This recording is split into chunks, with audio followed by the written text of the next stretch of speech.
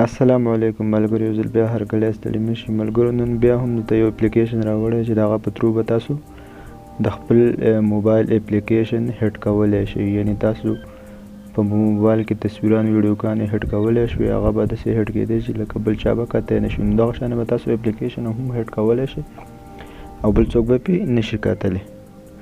نو د هغه طریقه به تاسو ته ښایو. د هغې اپلیکیشن په باره کې به هم درته وایو چې کوم اپلیکیشن دی.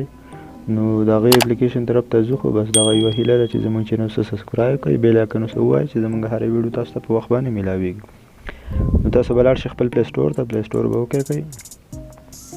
پلی سټور کې به تاسو ولیکئ اپیکس لانچر. نو دغه سر باندې راځي اپیکس لانچر، دا به تاسو انسټال کړئ. انسټال یې کوم انسټال کړی دا به زه اوپن کړم.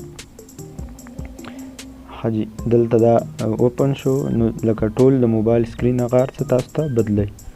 نو تاسو به د دې به سیټینګ وکړئ. هلته به دغه به درته راشي، هر څه به ته وکړي. تاسو به اپیکس سیټینګ ده په دې کې ورشئ.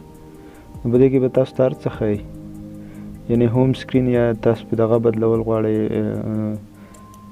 نور پکې دغه کول غواړئ، تیمز درته بدلئ، لاک هم لګئ، د موسم په باره کې ته دغه درکوي، ریسټوریشن هم کوي، لکه موبایل چې پې ریسټور کوئ یا بیا خپل دغه کولی شئ. نو تاسو دا هر څه به دې کې ښایي. نو تاسو به ټول نه راشئ، بس هر څه نه مخکې به تاسو خپل موږ د هیډن ایپس ته کار دی. نو تاسو په دې هیډن ایپس په دې باندې به کلیک واخلئ. نو چې دا تاسو په دې باندې کلیک کړو، نو تاسو ایډ هیډن ایپس ولې زه به تاول ایپس وښیم اپلیکیشن چې ما سره اپلیکیشن څومره دي. نو فرض که زه به ترې څو وټساپ او زیپیا یا واي ټي سټوډیو دا درې اپلیکیشن زه هیډ کوم چې دا هیډ کېږي که نه.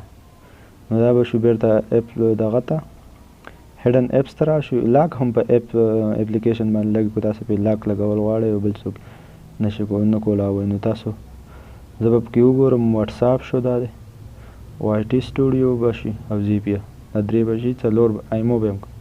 دا درې واړه به زه هیډ کړم. نو دا اوس شو هیډ شو، لکه مطلب اوس په سکرین باندې موږ ته نه ښکاري. زه بیا اوس چیک کړم بیرته سکرین. نو تاسو کتی شئ هغه ایپس یا اپلیکیشن ټول لاړ د دې ځای نه، یا زیپیا، واي ټي سټوډیو، د وټساپ او ایمو هغه درې واړه لاړ د دې ځای نه. تاسو دا سکرین کتی شئ. دغلته هم نشته دی، بار هم وګورئ، دلته هم نه شو کوئ، یعنې هر څه تاسو ته دغه کوي. زه بیا واپس بیرته کولاو کوم د دې ځای نه چې څنګه کېږي، بیرته ښایي که نه ښایي. نو هیډن ایپس دا دي، زه به یې ان هیډ کړم بیرته، دا بل به هم ان هیډ کړم، ټول به ان هیډ کړم. نو اوس به ورشم هلته بیرته سکرین ته. سکرین کې به زه چیک کړم چې آیا راغلي که نه دي.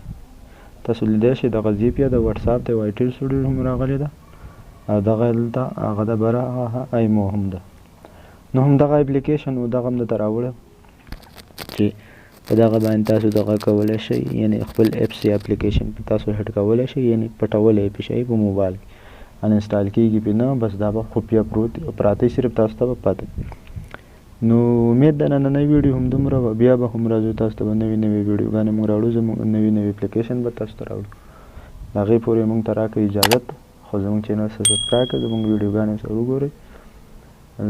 نو بیا به هم ملاقات کېږي. د هغه پورې موږ ته راکړئ اجازت. د لوی الله په امان.